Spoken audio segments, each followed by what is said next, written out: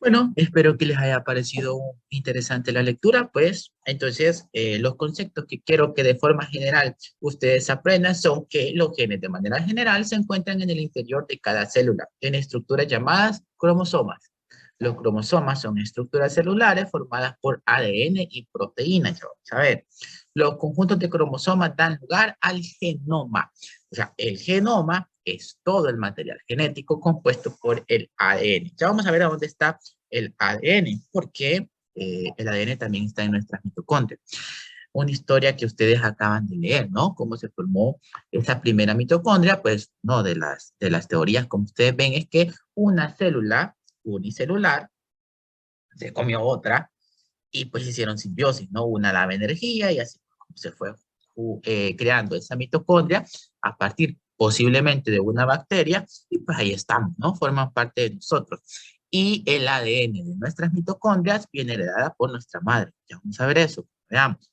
El genoma es todo el material genético contenido en las células de un organismo. Interesante, ¿no?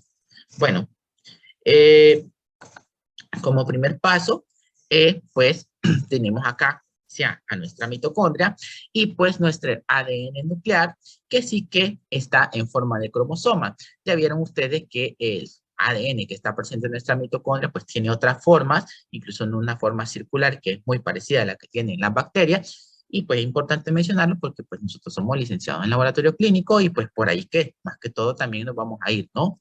Entonces lo que yo les decía, las mitocondrias pues se transfieren a partir del óvulo, ya que el espermatozoide no crea energía, tienen energía limitada, entonces no llevan la mitocondria, por eso se muere en el camino, por decir.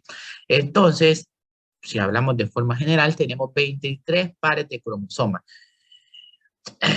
Entonces, ¿y esto cómo es que está compuesto? Pues miren, los cromosomas asexuales, aquellos que tienen información genética y que no vienen por nuestro par sexual, son 22 y les vamos a llamar autosómicos. Y está fácil de aprender porque son así.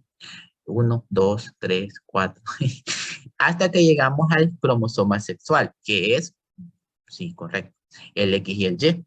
Entonces esos son 22 pares de cromosomas autosómicos y un par sexual.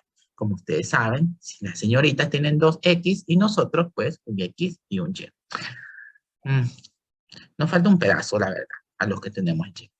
Existe alrededor de 3.1 millones de bases en la secuencia del ADN. ¿Cuáles? G, T, G, adenina, todo eso. Los seres humanos tienen aproximadamente 20.000 genes. Bueno, esto varía, ya vieron en la literatura, 21.000, 20.000 en sus cromosomas. Irónicamente, tenemos menos genes, ¿ya? El gen es la parte funcional, ¿ya? Menos genes que, pues, microorganismos que a, a visualización son menos desarrollados. Así que son más que genes, son más que ADN. Algo está pasando ahí. Pues aquí está la visualización del cromosoma. Miren, el cromosoma junto es que ya se ve como el clásico dibujo que ustedes ven, pero miren el cromosoma 1, miren el cromosoma 2, lo que estamos viendo es que uno de esos pedazos viene de su madre y uno de esos pedazos viene de su padre. Y vamos hasta el cromosoma Y y X. Miren el tamaño. O sea que si se preguntan que si las mujeres tienen tienen más material genético que los hombres, correcto, miren, nosotros tenemos esa pedacera de cromosoma ahí. Entonces, como ven, es tan fácil eh, de identificarlo y por eso es que a veces en las enfermedades se guarda la definición histórica de cromosomas. Por ejemplo, el síndrome de Down, que decimos trisonomía 21. ¿Por qué? Porque está en el cromosoma 21. Entonces, así vamos a ir viendo varios tipos de enfermedades. Entonces, aquí es que el 46, o sea, células agrupadas, en 22 pares y la diferencia pues entre hombres y mujeres son ese cromosoma X y ese cromosoma Y. De vista general, porque después vamos a ver. Entonces, ¿cómo es que está estructurado el cromosoma? Mire, el cromosoma, como ya ven, tiene pues un homólogo, o sea, un equivalente de cada par, o sea, de cada padre, y pues la zona de convergencia, si lo queremos ver así, que es la que regula el movimiento de mitosis y meiosis, se llama centrómero y está acá. ¿Ya? Ahí está. Entonces, los extremos, que son los que más o menos esos dos puntos que yo quiero que se aprendan, son los telómeros. Los telómeros son los extremos del cromosoma y es que son bastante importantes porque ahí pues generalmente no hay mucha información que se vaya a utilizar. Irónicamente, en cada división se pierde un pedazo de telómero, imagínense. Y en este momento, pues la investigación y la asociación está de que es la razón por la cual la célula envejece y pues nosotros también. Entonces ahí está. Y pues ahí está. Miren, la funcionamiento es, ustedes ya saben, la de guardar y compactar esa información. Entonces el ADN compactado, como lo vimos, súper enrollado, posee 5 histonas. Las histonas son la razón por la cual decimos que el ADN está formado por proteínas, porque las histonas son proteínas. Entonces, ahí están las clases de histonas, la H3, la H4, cada una con su finalidad, y lo que hacen, pues, miren, ser esta razón por la cual el ADN se compacta, se envuelve y ya queda, pues, muy bien organizado. Y una parte fundamental e importante que es de base conceptual, que la unidad básica del nucleosoma, que es esta unión entre las histomas, es la cromatina, porque es una palabra que ustedes han escuchado bien. Cuando se está formando la cromatina. Dice. Entonces, como pueden ver acá, aquí está el nucleosoma, que es la unidad fundamental de la cromatina. ¿Ya? Un polinucleosoma es el número junto de varios nucleosomas, ¿ya? Los nucleosomas se organizan en octámeros, como están viendo acá, para irse compactando, irse súper enrollando hasta formar el ADN. Es bien interesante porque hay enfermedades en las cuales el ADN está tan compactado y los nucleosomas no se pueden relajar debido a la mala funcionabilidad de las histonas, no podemos acceder a esa información y pues por consiguiente no se puede crear la proteína y ¡zas! La enfermedad. Entonces así es como está estructurado. Para más o menos ir viendo de forma visual, esto es lo que pasa. Ahí está pues nuestro ADN súper enrollado y pues cuando necesitamos la información de él, pues lo vamos a ir desenrollando. Ahí van a ir apareciendo nuestras estructuras para que vaya quedando un poco más claro. Ahí están nuestros nucleosomas, ¿recuerdan? Se forman en 8, ¿no? Hay que desenrollar esos nucleosomas para acceder a la información. Aquí están nuestros nucleosomas. Cuando nosotros hacemos esa magnificación de esa cadena, veamos.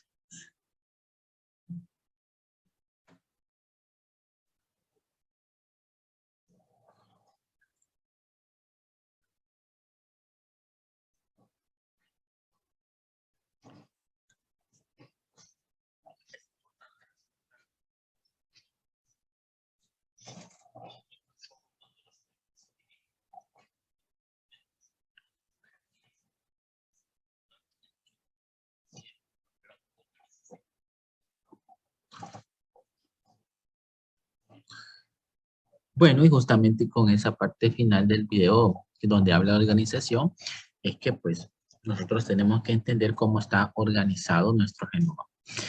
Eh, Se ha logrado determinar que el genoma está organizado en secciones. Esto, imagínense ustedes que esta es la cadena del ADN, lo que están viendo ahí, y existen porciones conocidas como intrones y exones.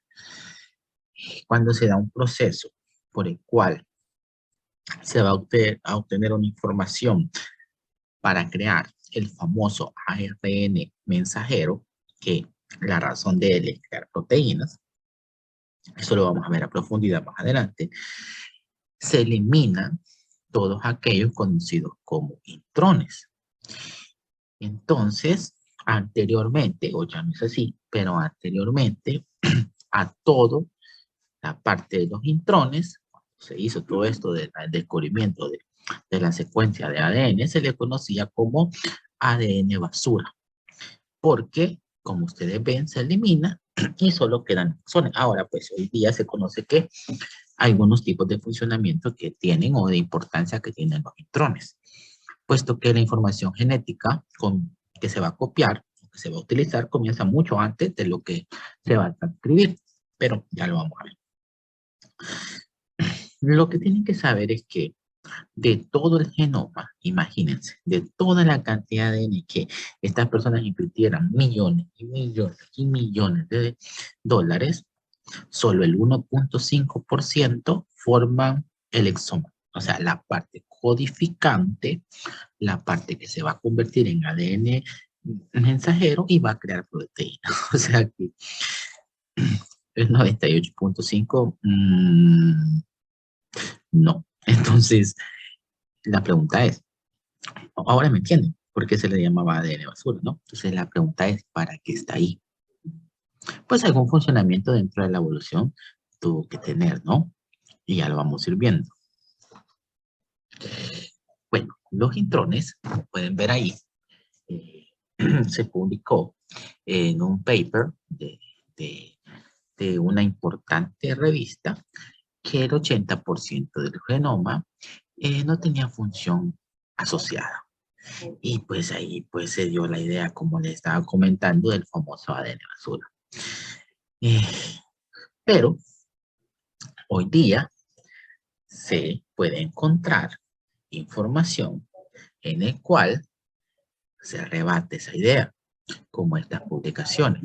Porque, como les digo, se ha encontrado que alguna información poseen ya sea para la activación, para la secuencia y para todo el proceso previo. No tanto era que nosotros deberíamos de entender el ADN como algo muy puntual y codificante.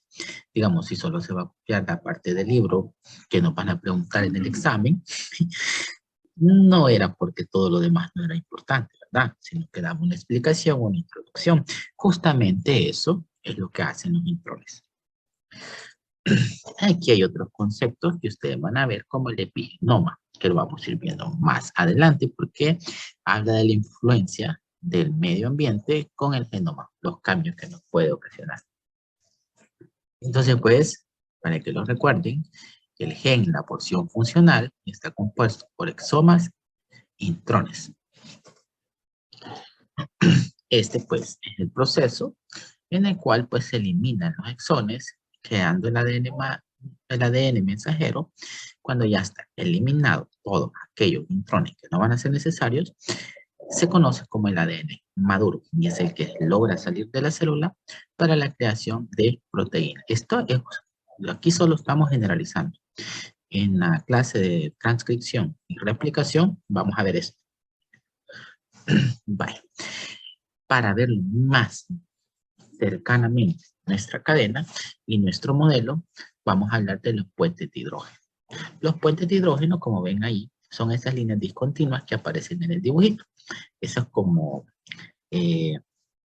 plequitas que aparecen. Ah, no, no son plequitas, rayitas que aparecen.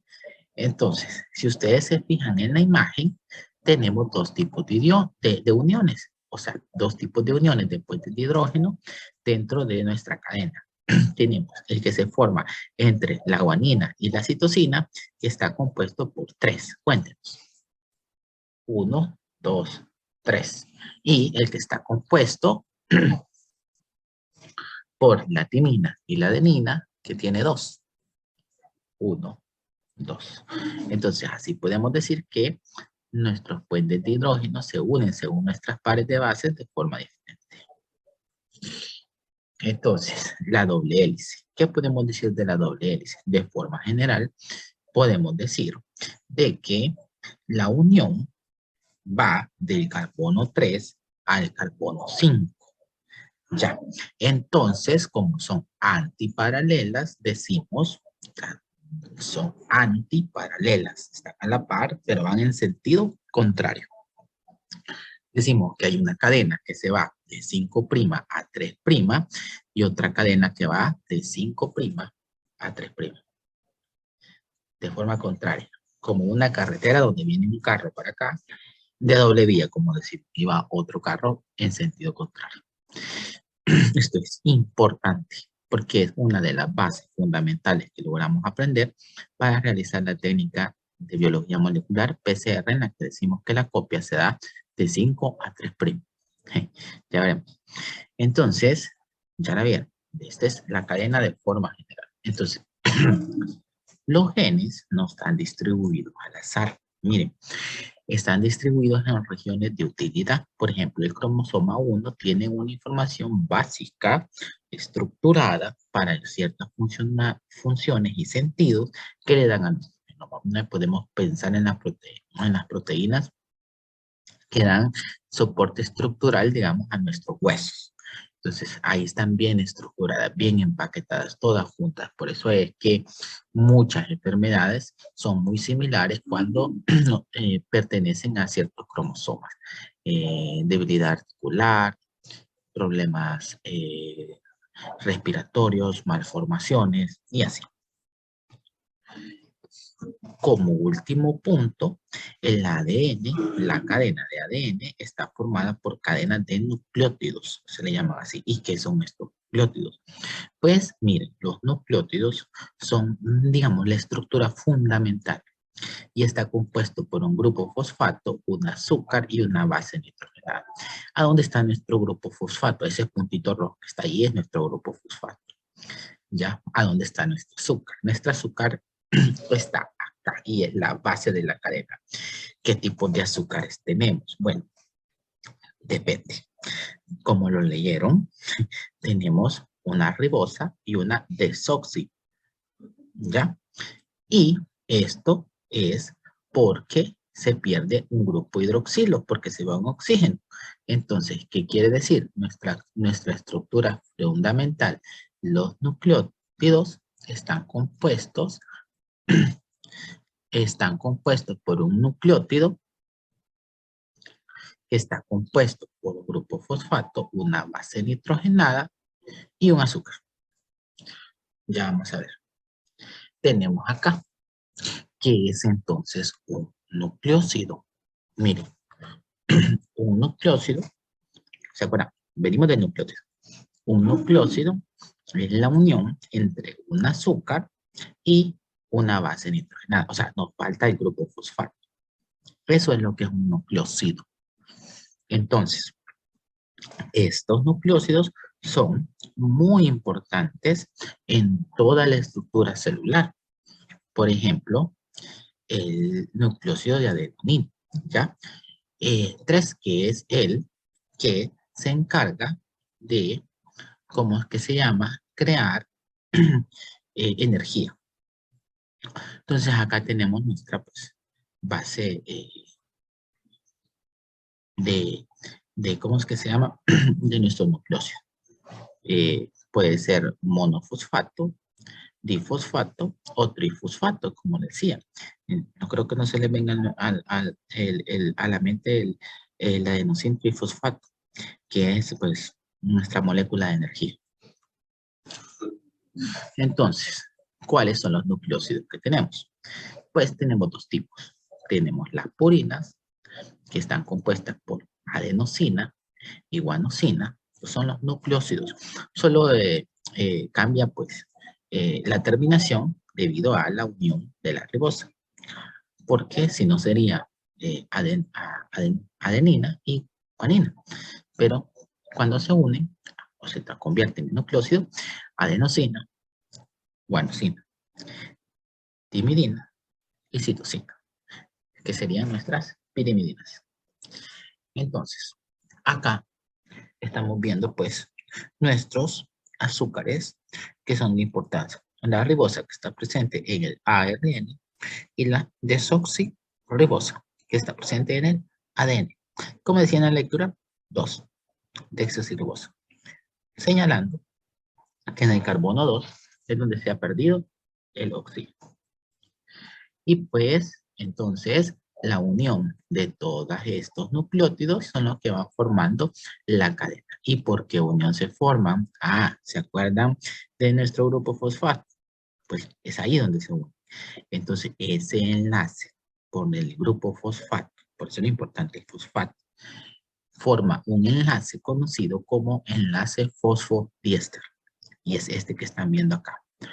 Entonces, recapitulando, nuestras uniones principales que tenemos que aprendernos son el nucleócido, el nucleótido y las uniones. ¿Qué tipo de uniones teníamos?